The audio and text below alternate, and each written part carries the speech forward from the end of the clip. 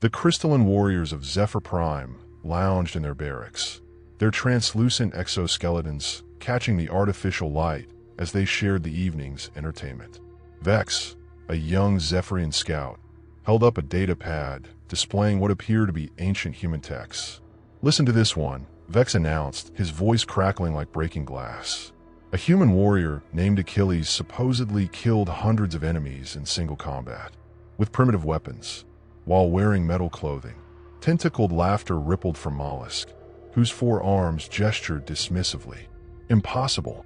Their bone density is barely adequate for their own gravity.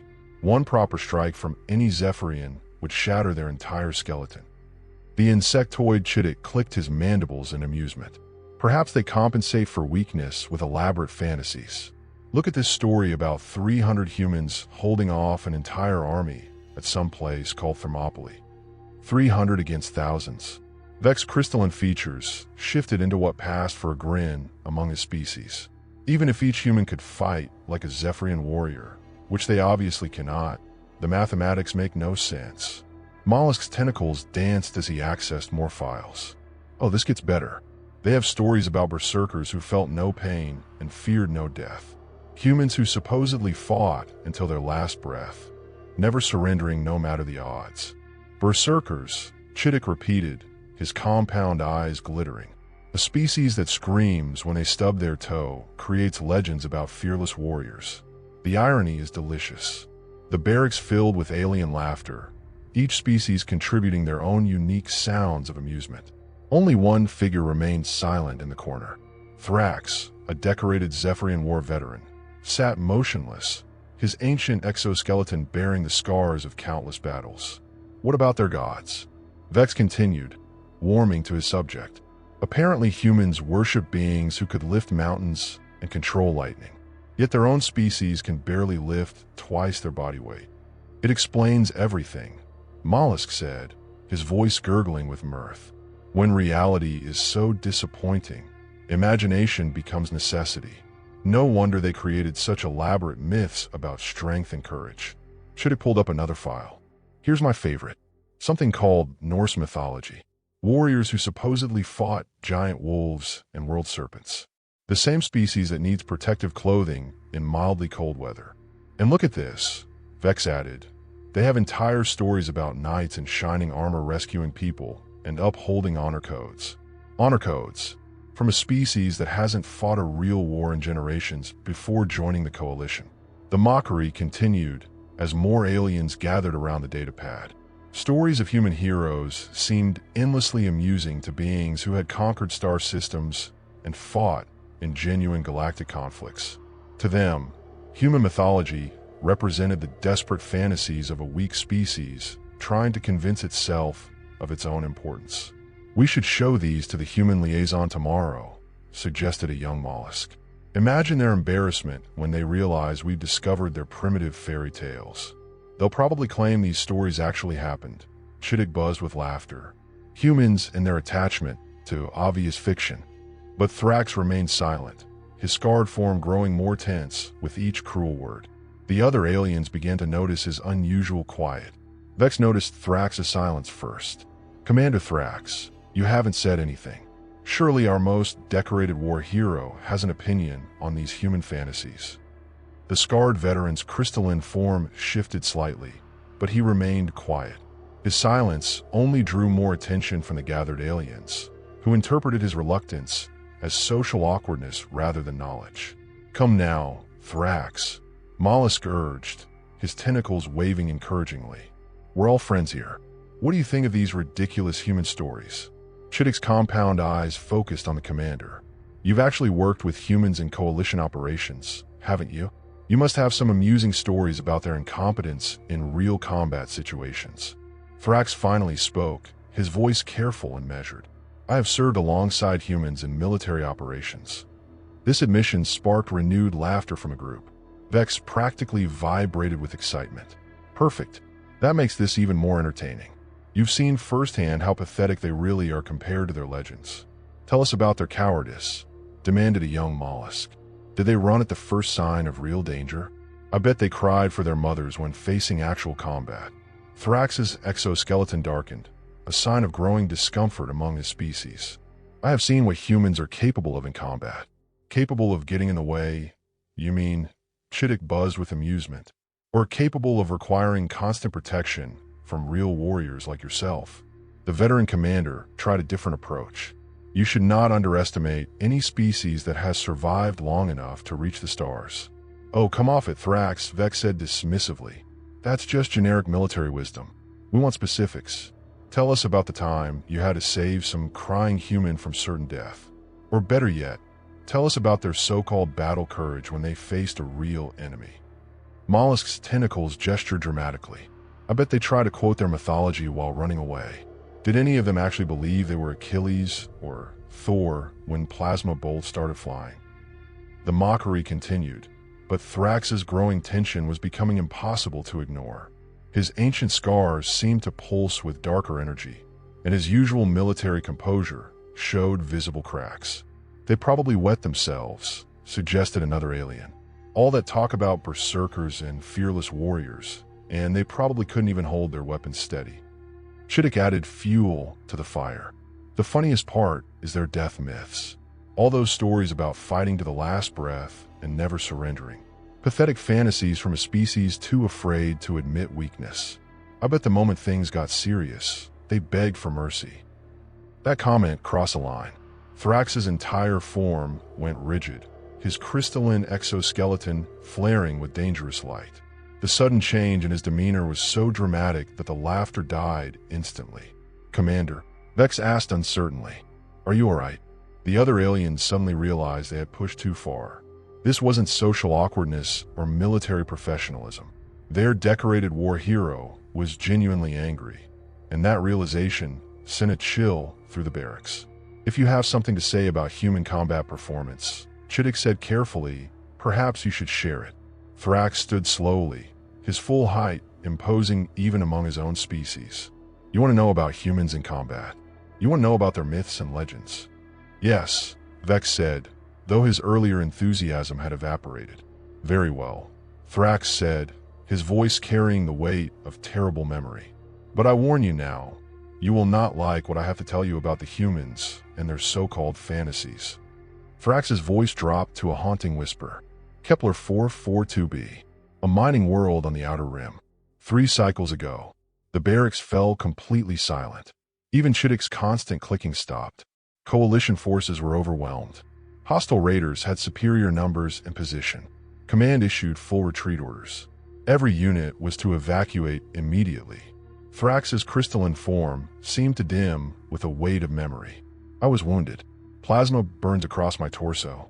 3 other coalition soldiers were trapped with me behind enemy lines. 2 mollusk engineers and myself. Vex leaned forward despite himself. What happened to the humans? There were 5 humans in our unit. Their squad leader was a female named Sarah Connor. When retreat orders came through, I told them to run. Explained that rescue was impossible, that staying meant certain death. Thrax paused, his scarred exoskeleton flickering. Her response was 2 words. Negative, sir. Mollusk's tentacles writhed nervously. They refused direct orders. I explained the tactical situation. No reinforcements coming. No strategic value in the position. No logical reason to stay. Thrax's voice gained intensity. Sarah Connor looked at me with those strange human eyes and said, we have wounded coalition personnel. We don't leave people behind. The aliens exchanged uncertain glances. This wasn't the story they had expected. I told them their mythology wouldn't save them, that their legends about last stands were just stories. Thrax's laugh was bitter. The human medic, a male called Rodriguez, started treating my wounds while plasma fire rained around us. He said, stories become real when people live them, Commander. Chittick's mandibles clicked nervously, but they couldn't actually hold a position. The mathematics meant nothing to them. Thrax interrupted. They began fortifying an indefensible location, sharing their rations with wounded aliens they barely knew, working for 72 hours without sleep. His voice grew stronger, more amazed. I watched Sarah Connor take a plasma bolt to the shoulder and keep fighting. Rodriguez continued treating patients with his left arm in an improvised sling. Their sniper, Thompson, made impossible shots while half-blind from concussion. The silence stretched uncomfortably. On the second day, I realized something terrifying. Your Achilles stories? I watched Rodriguez kill 37 enemies in close combat with nothing but a combat knife and determination. Your Berserker legends? Sarah Connor fought for 16 straight hours with wounds that should have killed her, refusing medical treatment until everyone else was stable. Vex's crystalline features had gone pale. That's impossible. I thought so too. Until I saw Thompson hold off an entire assault squad alone so the rest of us could reposition. Until I watched them coordinate perfect ambushes using nothing but hand signals and trust. Until I realized that every impossible story you mocked tonight, I was witnessing firsthand. Thrax's voice became deadly quiet. Their mythology isn't fantasy. It's instruction. Every tale of impossible courage, every legend of fighting against overwhelming odds, every story about never abandoning comrades, they're not entertainment. They're programming. Mollusk whispered. What happened when the reinforcements arrived? They found us still alive. All of us. The humans had held that position for 4 days against forces that should have overrun us in hours. Enemy casualties were catastrophic. They had never encountered anything like human determination. Thrax looked directly at each alien in turn. Every myth you laughed at tonight, every legend you called impossible, every story about human courage and sacrifice, I watched them live it. Your berserkers exist. Your impossible heroes exist. Your warriors who fight to the last breath exist. His final words echoed in the stunned silence. The only fantasy was thinking their stories were fiction. The barracks remained frozen in stunned silence. Vex's earlier confidence had completely evaporated, his crystalline form trembling slightly. The young scout who had started the mockery now couldn't meet Thrax's gaze. I don't understand, Mollusk whispered, his tentacles curling defensively. How can such a fragile species accomplish what you describe? Thrax's scarred exoskeleton pulsed with dark energy. Fragile? You think physical weakness defines them? I watched Sarah Connor fight for days on 3 hours of sleep and field rations. Rodriguez performed surgery under enemy fire with shaking hands and never lost a patient. Thompson made impossible shots because failure meant his friends would die. Chittick's compound eyes flickered nervously. But the logical approach would have been tactical withdrawal. Preserve resources for future engagements. Basic military doctrine. That's exactly what we thought, Thrax replied. Every other species in the galaxy fights for survival, territory, resources. Logical reasons. Humans fight for something else entirely. Something we didn't understand. He paused, letting the weight of his words settle. They fight for ideas. For strangers. For principles that can't be measured in tactical advantage or strategic value. Vex found his voice, though it cracked like breaking crystal. What kind of principles? Honor. Duty. The belief that some things matter more than personal survival. Thrax's voice carried a mixture of admiration and fear. When Rodriguez was treating my wounds, I asked him why he stayed. His answer terrified me more than any enemy weapon ever had. The aliens leaned forward despite themselves. He said, because it's right, Commander. Because if we don't stand for something, we fall for anything. Because these stories you call myths, they're not about what happened. They're about who we choose to be. Mollusk's tentacles writhed in confusion. Choose to be. Biology determines capability. Physical limitations define possibility. Not for humans, Thrax said quietly. I watched them transcend every biological limitation through sheer force of will. Pain meant nothing when others needed protection. Exhaustion disappeared when comrades required aid. Fear vanished when principles demanded action. The implications began to sink in for the assembled aliens. Chittick's mandibles clicked rapidly.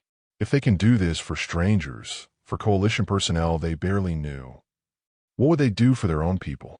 Thrax finished. What would they do for their families, their homeworld, their species? That question should terrify every potential enemy of humanity. Vex struggled to process the revelation. But their mythology, their stories about gods and heroes, are instruction manuals, Thrax interrupted. Other species tell stories to explain the world as it is. Humans tell stories to show the world as it should be. Then they spend their lives trying to live up to those impossible standards.